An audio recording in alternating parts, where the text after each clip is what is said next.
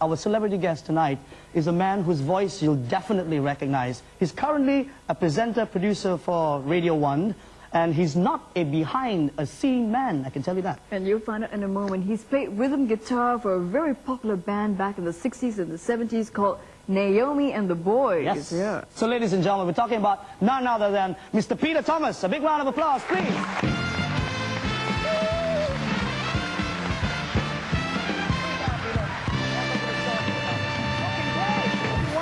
Please. Oh, my. It's nice to have you on our show this evening. Thanks for having me. It's great to be here. Now, you've worked with NAOMI and the Boys, and now you're a producer and a presenter for Radio 1. How did you, get involved in the music scene, or how did all this come about? Okay, we go back to about 33 years. I'm going to be 50 now, so that makes it 63, 62. I would have been about... I was the only guy who was a teenager, and I had my own guitar and amplifier. A guitar and that little Gibson Skylark amplifier. But you can't get them nowadays. Yes. And I suppose I used to listen to records by Hank B. Marvin and learn to play the guitar and, listen to it and try and copy. And that's what we all did. And then we got into this competition in Singapore called the Shadows of Singapore, and said, all right, let's have a bash and see. I was playing rhythm, and we won the competition. You did? Yes. And what was the name of the band? And then after that came NAOMI and the Boys. What was the name of the band during that time? Oh, did you have a name? The names are embarrassing these days. They're called the Stompers. That's so embarrassing. That's so embarrassing. I've heard some worse names than that one, Yeah. So, Stompers did win the competition. So that what sort of like got you started in And then Robert Surya, let me tell you who NAOMI and the Boys were, or are at least. Robert was the lead guitarist, Robert Surya. His sister NAOMI sang, and Alfonso Susay played the drums. I remember that. And Moses Day used to do keyboards. Yes. Now, where are they now? First of all, let me tell you where they are right now. NAOMI, I think, as far as I know, to the best of my knowledge, she's married, she's in the States. I met Alfonso 1 month ago. He's in Perth, and he's got his own recording studio. Moses is an insurance executive in Singapore. Is he? Yep. And here I am.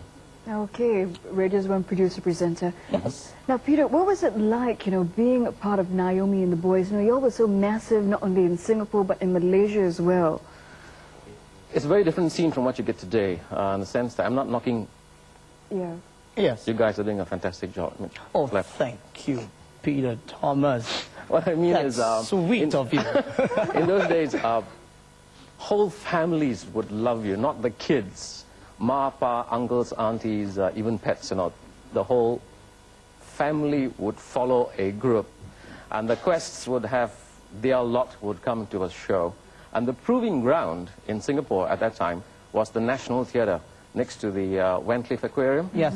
It was our equivalent of the Apollo Theatre in Harlem, in America. Yeah. If you didn't make it in the National Theatre, you wouldn't make it in Singapore. You were like a nobody. Absolutely. Now, Peter, you opened for so many big bands. Can you recall any of them? The biggest, the nicest thing I did was to meet Hank B. Marvin. Oh, because tell us about that, yeah. we did the opening for the Cliff Richard and the Shadows, all right? And here was Hank Marvin, John Rostel, and Brian Bennett and all in the National Stadium dressing room. So I wanted to go and see who this guy was and say, hey, I'm your fan, sort of a thing, you see. And I walked into the dressing room, and Hank was in his, I don't know, I think it's Byford suspenders, Yes. Very hot it was. He had the fan full on him. You know what the man was doing? Tell us. Practicing his scales. Oh. Oh, really? I mean, one of the world's biggest Yes, and he's guitarists still at that practicing, time. and you don't expect people like that. His skills, and that really floored me, and I said, hey, I'm your fan, and that was amazing. And then there was the Dave Clark 5 that we played with. Oh, right, yeah. Those are some of the big names during that time. Now, how would you describe, the club scene, the music scene of the 60s and, the present time? Oh, wow. Orchard Road, for instance. If there is a term what would be today... the in-place to hang out? Okay, if there is a term today, the can-die places. Right. The can-die places. The can-die places. Gosh, if you go back in time, Orchard Road was actually in front of the Ngian Kongsi today. There's to be Princess Hotel Ghani, a hotel. All right, and then at the very end, in front of Orchard Hotel today, there was a place called the Golden Venus. Oh, yes. I've heard so much And about if there's that. anyone who's seeing this program or is in this age group will know that that was a place no bigger than half a badminton hall for dancing.